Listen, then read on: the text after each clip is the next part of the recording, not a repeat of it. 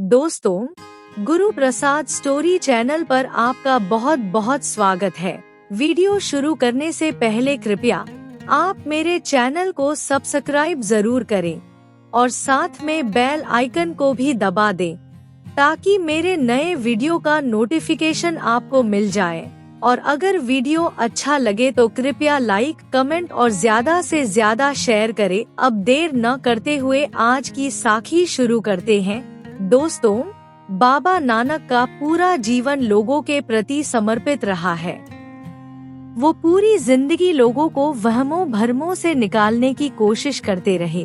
बाबा नानक ने अपने जीवन काल में पूरी दुनिया की यात्राएं की। उस समय यात्रा को कोई साधन नहीं था।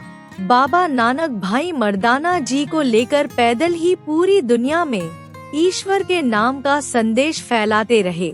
आज हम बात करेंगे बाबा नानक की बगदाद की यात्रा की और ये भी बताएंगे कि जब बाबा नानक बगदाद में पहुँचे तो उनके साथ क्या हुआ। दोस्तों, क्योंकि बगदाद एक मुस्लिम इलाका है और मुसलमान अपने धर्म और ईमान के बहुत पक्के होते हैं। जब बाबा नानक ने वहां पहुंचकर ईश्वर के बारे में बताया तो आगे से मुसलमानों ने क्या किया, तो अब शुरू करते हैं। दोस्तों, एक बार बाबा नानक भाई मर्दाना को साथ लेकर दुनिया का उद्धार करते करते बगदाद में पहुँचे। बगदाद वैसे तो एक रेतीला इलाका है, लेकिन जहां बाबा नानक पहुंचे थे वहां पास में एक बहुत मनमोहक नदी बह रही थी और नदी के आसपास थोड़ी बहुत हरियाली भी थी। वहां का मनमोहक वातावरण देखकर भाई मर्दाना ने बाबा नानक से कहा, गुरुजी, यहाँ कितनी शांति है। मुझे ये जगह बहुत अच्छी लग रही है। हम लोग काफी दिनों से यात्रा पर निकले हुए हैं और मैं थक भी बहुत गया हूँ। क्यों ना थोड़ी देर यहाँ पर आराम किया जाए। बाबा नानक ने भाई मर्दाना की बात सुनकर कहा, क्यों नहीं मर्दान्या, जैसा तुम्हें ठीक लगे। ये बोलकर बाबा नानक ने एक छायादार पेड़ के नीचे अपना आसन लगा लिया। शाम का समय हो गया था। भाई मर्दाना तो पेड़ के नीचे लेटते ही सो गया और बाबा नानक ईश्वर की भक्ति में लीन हो गए। अगले दिन सुबह सुबह बाबा नानक उठे और उन्होंने मर्दाना से कहा, मर्दान्या, चलो जल्दी से उठो और रबाब बजाओ। ईश्वर को याद करने का समय हो गया है। ये कहकर बाबा नानक कीर्तन करने लगे और भाई मर्दाना रबाब बजाने लग गया। बाबा नानक के कीर्तन की मधुर धुन रेगिस्तान में गूंजने लगी। वहाँ का वातावरण संगीतमय हो गया। उस समय वहाँ से एक मुसलमान गुजर रहा था। जब उस मुस्लिम के कानों में बाबा नाना की मधुर वाणी पड़ी तो उसे अपने अंदर एक मधुर ऊर्जा और शांति महसूस हुई। उसे बाबा नानक की मधुर आवाज इतनी अच्छी लगी कि वो वहीं रुककर बाबा नानक की वाणी सुनने लगा। बाबा नानक ने शब्द पढ़ते पढ़ते एक तुक का उच्चारण किया, पाताला पाताल, लख आगासा आगास। बाबा नानक की ये तुक सुनकर वो मुस्लिम बड़ी हैरानी से बाबा नानक को देखने लगा और फिर एक गहरी सोच में डूब गया और सोचने लगा कि हमारे यहाँ तो काजी ने हमें ये बताया है कि इस सृष्टि में 7 पाताल है और 7 ही आकाश है, लेकिन ये फकीर तो कह रहा है कि लाखों ही आकाश है और लाखों ही पाताल है। ये सोचते हुए वो हैरानी से अपने घर की तरफ चल दिया कि ये कैसे हो सकता है, काजी हमें गलत कैसे बता सकता है। जब वो चलते चलते थोड़ा आगे पहुंचा तो रास्ते में उसे और अपने मुस्लिम भाई खड़े हुए नजर आए। वो उनके पास पहुंचा और जाकर उन्हें बताया कि हमारे यहाँ कोई फकीर आया हुआ है।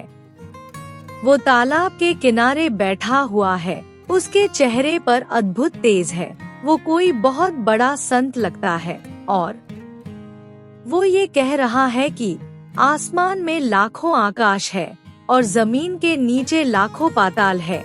जब उन मुसलमानों ने भी ये बात सुनी तो वो भी बहुत हैरान हुए और सोचने लगे कि ऐसा कौन सा फकीर आया है जो हमारे काजी की बातों को झुठला रहा है और हमारे धर्म पर हमला कर रहा है।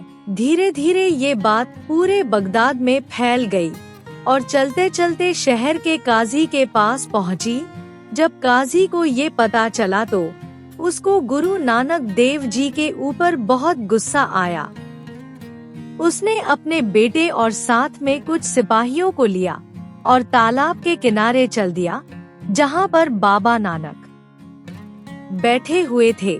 रास्ते में जाते हुए काजी ने अपने बेटे और सिपाहियों के हाथ में पत्थर पकड़ा दिए और कहा कि अगर वो फकीर हमारी बात नहीं माना तो तुम सभी लोग उन्हें पत्थर से मारना।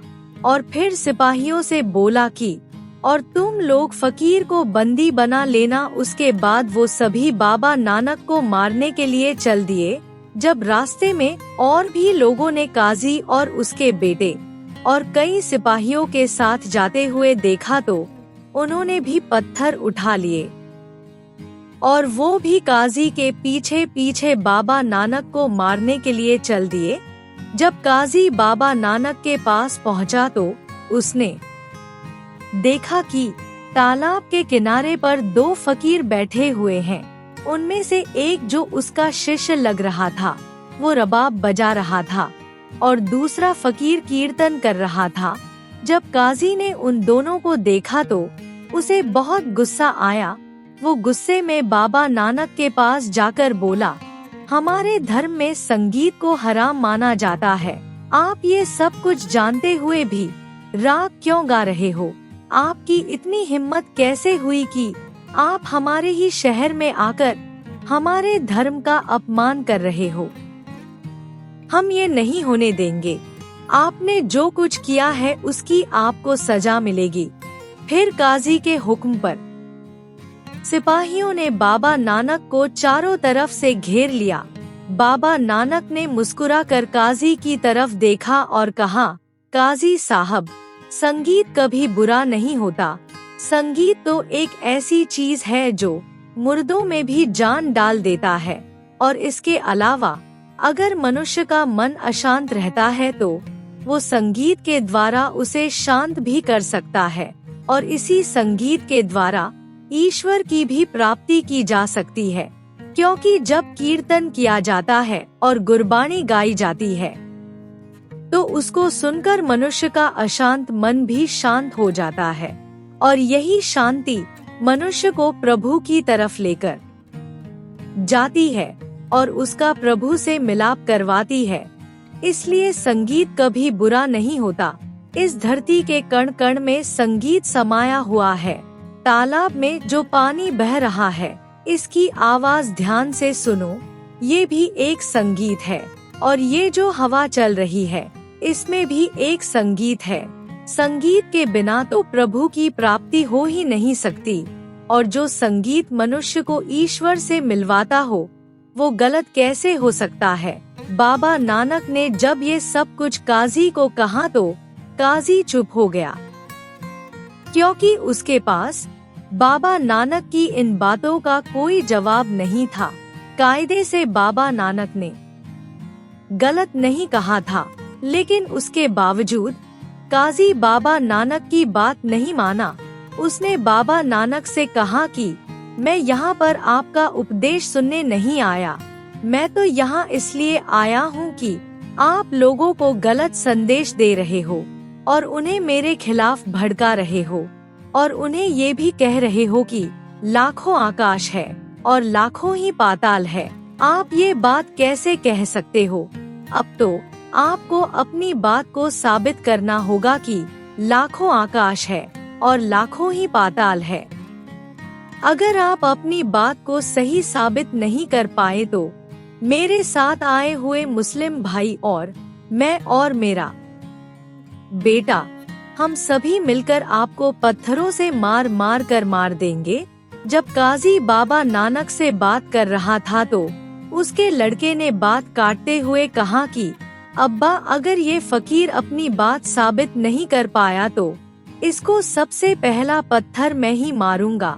बाबा नानक ने जब काजी के लड़के के मुख से ये बात सुनी तो वो धीरे से मुस्कुरा दिए और फिर उन्होंने काजी के लड़के को अपने पास बिठाया और फिर उसकी बाजू पकड़कर बोले, बेटा अब तुम अपनी आंखें बंद करके अल्लाह को याद करो।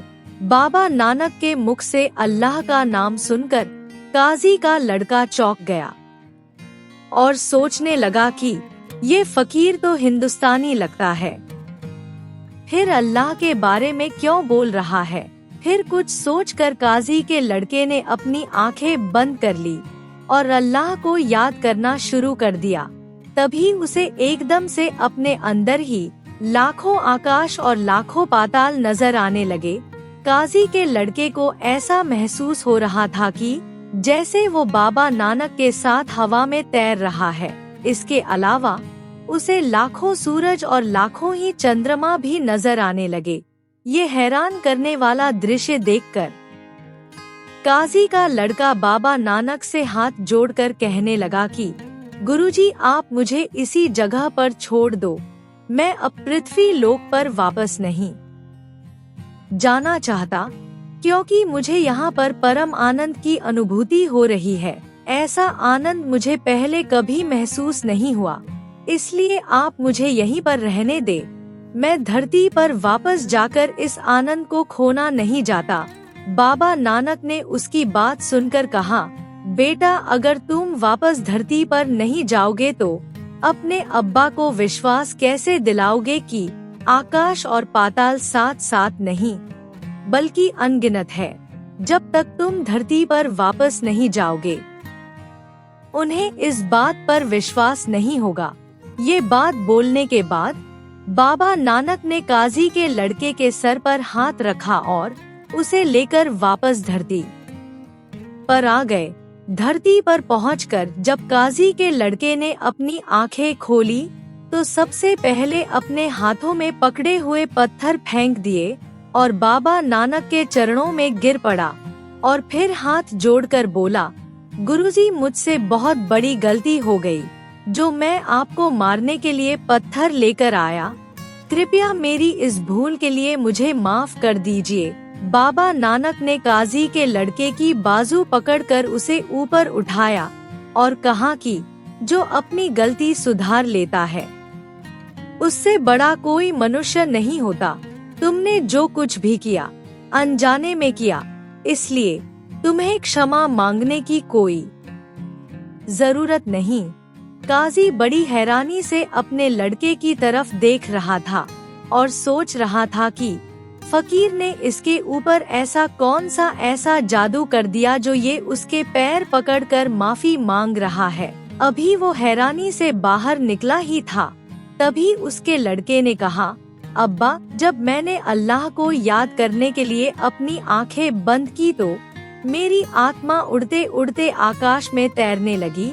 फिर मैंने वहाँ पर लाखों ही आकाश और लाखों ही पाताल देखे और यहाँ तक कि मैंने चंद्रमा और सूरज भी लाखों की संख्या में वहाँ देखे।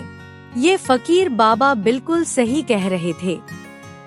जब मैं आकाश में तैर रहा था तो ये मेरे साथ ही थे और मेरा मार्गदर्शन कर रहे थे। काजी ने जब अपने लड़के के मुख से ये सुना तो वो बहुत अचंभित हुआ।